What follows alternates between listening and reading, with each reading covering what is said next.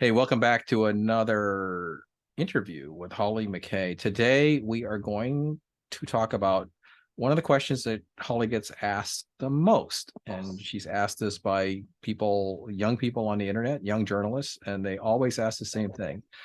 What do you need to do to become a better journalist? Or what do you need to become a journalist at all? And so, Hollie, how do you deal with that question? Because I know you get asked it a lot.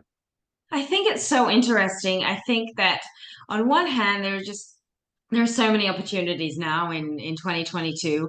People can start their own Substack, they can do their own blog, they can freelance for different places. So it is this sort of huge digital opportunities, YouTube, whatever it may be that didn't exist before. But at the same time, there is so much noise, and so it's very hard to cut through the noise. And I can only imagine, it's sort of a very much a different set of challenges. When I started my career, I was still at university. I was sort of 19, 20, and that was very much the early digital boom. And I think back then, nobody was really interested in going to the web, and people still wanted to be on TV and do these other mediums. And I think just being a writer and having a little bit of web kind of coding background, I wanted to go into that web space. And so it worked out great for me because whilst everybody sort of wanted to be on the TV side, I sort of found myself on a very different path that gave me a very different opportunity. So I really think understanding what medium, and not just say, I mean, you can be in all mediums, but I think to start with, really understanding what that initial medium that you want to focus on. Do you want to be sort of a blogger? Do you want to be a writer? Do you want to be a feature writer? Do you want to be just sound, sort of a radio podcaster? So there are so many different mediums. So I think that's a really important thing to kind of understand and to hone your skills at it, to be really good at it. Um, there's a lot of mediocrity out there, but if you want to sort of succeed as a journalist, you really have to be in that upper echelons, and that requires doing a lot of work, putting in the hard yards, understanding the medium, and then on top of that, really finding out what drives you the most. What are you most passionate about? Is there a specific niche area? And in the beginning, you may not know. And so therefore general assignment jobs are really great, which I did a lot of too. It was being able to kind of get a taste of many different subjects, whether it be breaking news, whether it be um, investigative reporting, whether there's just such a wide spectrum. And so I think if you are young and starting your career, I think that's a good way to sort of get a taste for that general assignment if you can get a taste of being in a newsroom. I think that is also really important. It's not a necessity, but I think if you can have that 6 to 12 months experience of being, whether it's on an assignment desk or whether it's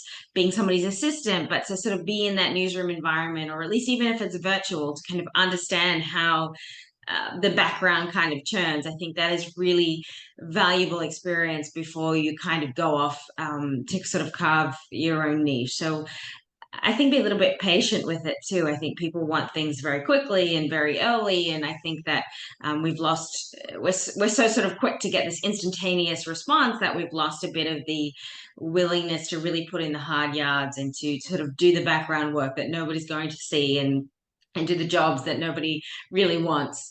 So I think that is valuable. Do internships. I got my start with Fox with an internship very randomly in New York. So those are great ways, again, to get that sort of newsroom experience or to work with an outlet. So I think that, yeah, I think that those sort of foundations are really, really important. I also say with journalism, you don't necessarily have to study journalism. I don't necessarily think you have to study anything, really. I mean, of course, skills college, it's valuable, but I also think that you can be a great journalist by studying psychology, or maybe you want to go and study forensic science, or I often encourage people to go and study something that's maybe outside of journalism because I think it's something that you don't necessarily need a journalism degree. However, if that's what you want to do, go for it. But I also think it's very valuable to go and get degrees that are sort of outside the field because those skills will always come back and sort of enable you to see things perhaps from a different lens. And that, you can, with the right mentors and with the right learning and understanding and really baptism by fire, you can kind of get the journalism skills you need. And then you have the bonus of having a little bit of a background and other things. I also say don't fall into the trap of being at school perpetually. I know a lot of people who will do one degree after one degree after one degree, and of course that looks amazing on paper, but without street experience, you probably, you're never going to get the qualifications you need. And to be honest, most of the journalists that I know either dropped out of college in the beginning, or they just did their sort of undergrad and then they kind of got moving and were keen to kind of get out in the field. So, I mean, that was my experience. So I would definitely say don't wake up one day and be 29 and have just completed 3 degrees but have very limited street experience. I think um, at least, before you go on to do post grad, really try to get out there and do 2 or 3 years of travel experience, working in a newsroom, whatever that may be. But we've lost a little bit of that sort of tenacity, I think, overall, to just kind of to get out there and find the story. And so I'd really encourage young journalists to kind of get those street smarts. Yeah. So, okay, you started fairly young. You had been working, but I think by the time I met you, you'd been working like 7 years or so already, or almost a I think decade. so. I mean, I started. I was sponsored and when I was 20, just 21. So, yeah. Yeah. So, And it was baptism by fire. I had my own column and it was kind of thrown to the wolves. So I very much had to learn on the job, and we didn't have sort of social media to kind of rely on to sort of feed us this news. We really had to go out and network and do things very traditionally. So it was a different world. And I, again, don't rely on social media for everything from, all your news and sources. Really, as much as you can network, as much as you can sort of foster relationships. It's not easy. There's no easy path to it. Um, you just have to be willing not to give it up. yeah, okay. So let's put some metrics around this. At this point, Hollie McKay, journalist, world-class journalist. How big of a Uh, network of connections and sources would you say you have in terms of the people that you know or could call on? And it's I mean, you're always growing your network. It'd be possible to me to put a sort of a figure on it, but your network always kind of swells and ebbs and flows, I guess, depending on what you're working on and who you're working for, is also another big thing. But you've got to continue to maintain different connections, different relationships, and trustworthy. And it doesn't necessarily, I think that you don't necessarily need huge amounts of network, but you have to have sources and people that you trust, and they have to trust you. So it's a two-way street. And I think that is sort of the part of journalism is that there's no end to it. You're constantly evolving. You're constantly meeting new people. You're constantly finding new stories. You're constantly becoming a better writer or a better podcast or whatever it is. It's this there's just no end to sort of journalism. So it's always interesting. People say, "Well, what are you going to do after this?" As if there's sort of an end point.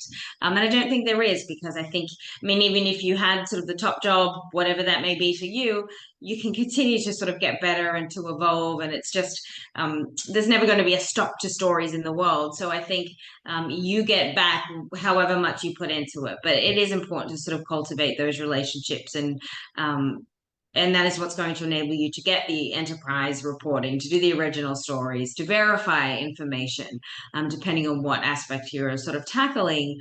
But I think, but again, yeah, that having that interpersonal sort of connection, I think there are certainly journalists later in life that can, that have the luxury perhaps of, going and living in a remote farming village in the middle of Iowa, or sort of living in some sort of far-flung place where they don't necessarily have to have that first-hand sort of connection, because they've really built their career already and they have sort of a stable Rolodex of people to call on that they trust.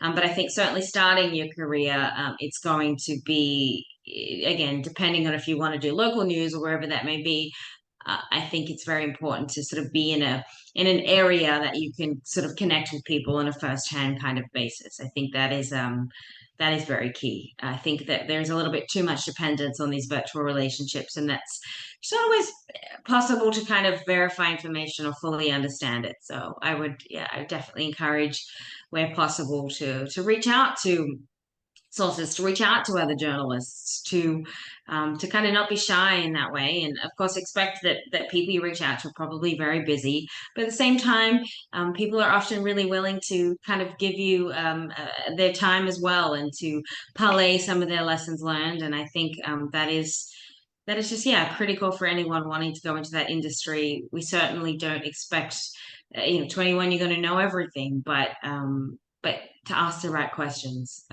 is something that will get you far. Oh, there you go.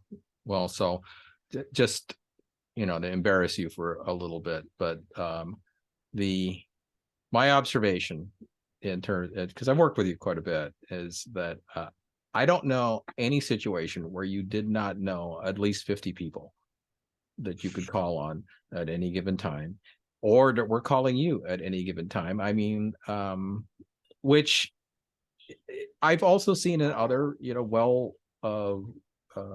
well practiced journalists, and that the most common question I ask somebody that has reached your level of work is there anyone you don't know?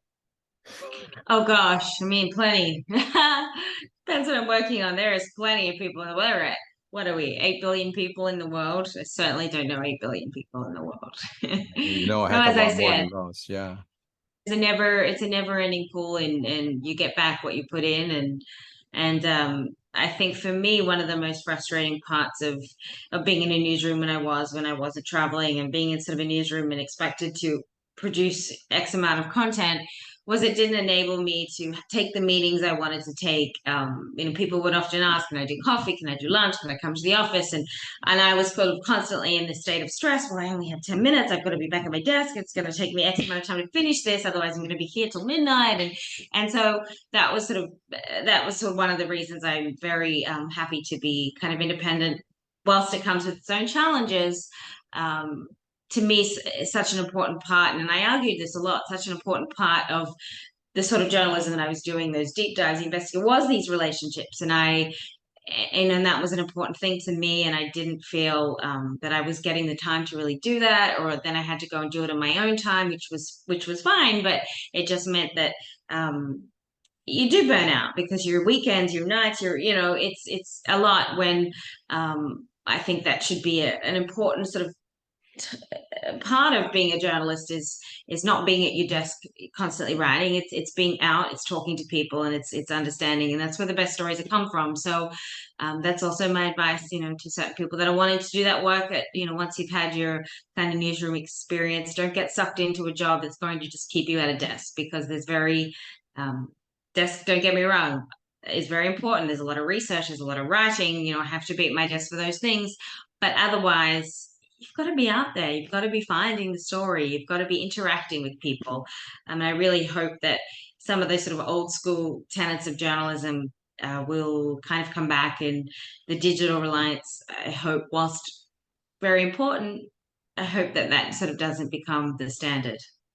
Okay. Well, very good. Well, hopefully this little interlude has answered a few more of the curiosity questions that I'm sure you get asked a lot. So thank you for sharing some of those thoughts, Holly, and we'll talk to you again soon. Thank you.